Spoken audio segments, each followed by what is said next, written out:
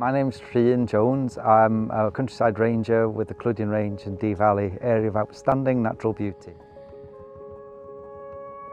We do all sorts of work to make sure that people coming to enjoy the path can do so safely and easily. If that's waymarking, replacing stiles with kissing gates, up to this fantastic bit of Rhun Moor.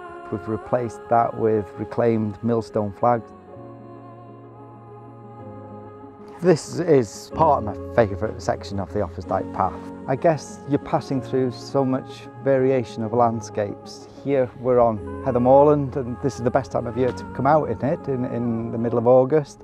We've got bilberries growing everywhere on the side here. In this direction, you've got the eglwyseg screes, which is just spectacular. The Offa's Dyke path just goes along a narrow sort of ravine almost, really, and the views from up there are spectacular. The wildlife to be seen there is something else. I love coming out with my family, with my little twin girls, to come out and pick bilberries, and you know, best things in life really are free, and just to get out and enjoy this fantastic landscape and make the most of it are things that you treasure and remember.